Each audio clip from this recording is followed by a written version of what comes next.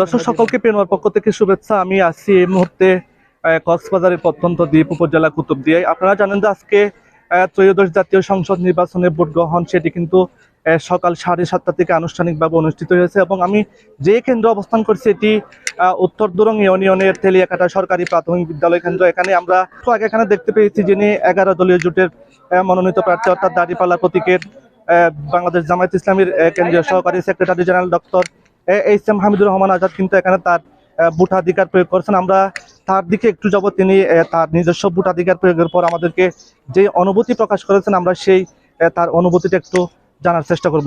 অনেক রক্তের বিনিময়ে ভোটাধিকার দেশে ফিরে এসেছে। মানুষের প্রতীক্ষা, আগ্রহ, অভিপ্রায় অনেক বেশি। এই জন্য ভোটাররা সকাল থেকেই লাইনে ধরেছে।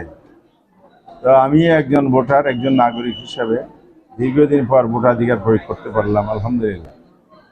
আমার অনুভূতি এটাই যে ভোটাধিকার ফিরে পেয়েছি এবং আমরা আগামী দিনে একটি নতুন বাংলাদেশ গড়ার স্বপ্ন নিয়ে এই ভোটের মাধ্যমে এগিয়ে যেতে পারবো।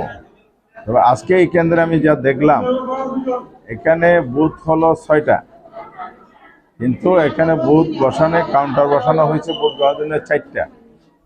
আমি পিছনে ওইসের কথা বললাম, সোনালী ব্যাংকের এক কর্মকর্তা সোহেল নামে, উনি এখানে মহেশখালীর লোক, তিনি এখানে প্রিসাইডিং অফিসার।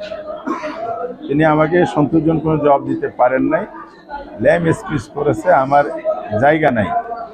জায়গা না থাকলে এখানে তো যারা নির্বাচনী দায়িত্বে আছেন, state presiding returning officer UNO সাহেব, ওনাকে দেখা উচিত ছিল। এটা ভোট স্লো করার একটা কৌশল কিনা, এখানে কোনো এ ধরনের অপকৌশল হচ্ছে কিনা, এটা প্রশাসনকে দেখতে হবে। দীর্ঘ লাইন, রাস্তা, পুরুষ মহিলা লাইনের মধ্যে দাঁড়িয়ে আছে, ভোট কাজটি স্লো হচ্ছে। এটা যদি আরেকটা প্রার্থী ফেভার করার জন্য হয় তাহলে দুঃখজনক।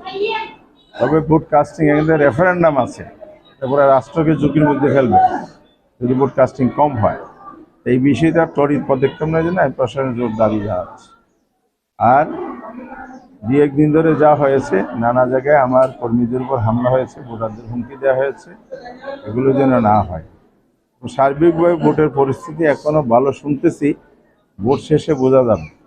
ভোটের মধ্যে ভোট গণনা, ভোট গ্রহণ এবং গণনা দুইটাই সমাপ্ত হলে বোঝা যাবে কেমন ভোট হয়ে আছে।